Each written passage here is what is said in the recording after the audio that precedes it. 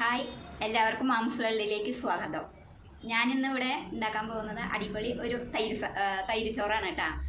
അപ്പോൾ ഈ വെയിൽ സമയമല്ലേ, നമുക്കൊക്കെ തൈര് ചോറ് കഴിക്കണം നല്ലതാണ്. അപ്പോൾ നമുക്ക് വീഡിയോയിലേക്ക് പോവാം.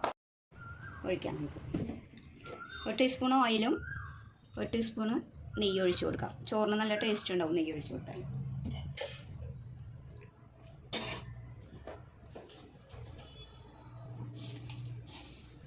സ്വല്പം കടുക് ഇട്ട് കൊടുക്കാം കേട്ടോ.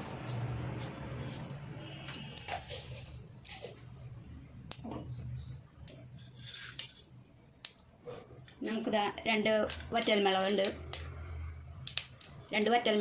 കുറച്ച് ഉഴുന്ന് പരിപ്പ്, ഒരു പിഞ്ച് ഉലുവ, ഒരു പിഞ്ച് ജീരകം, ഒരു പിഞ്ച് ഉഴുന്ന് പരിപ്പ്, അങ്ങനെ എടുത്താൽ മതി. ഒരു മണത്തിന് വേണ്ടിയിട്ടാണ് ഇട്ട് കൊടുക്കുക.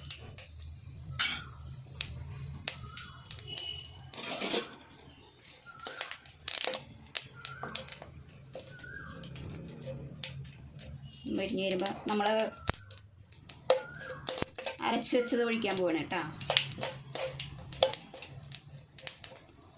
നല്ല അരച്ച് വെച്ചിട്ടുണ്ട്, തേങ്ങയും തൈരും കൂടിയിട്ട്.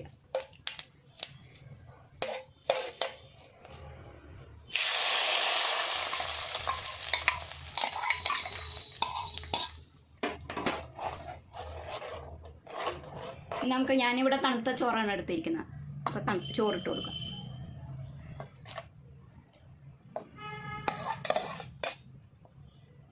പാകത്തിന് ഉപ്പ് നോക്കിയിട്ട് നമുക്ക് ഇത് ഇളക്കി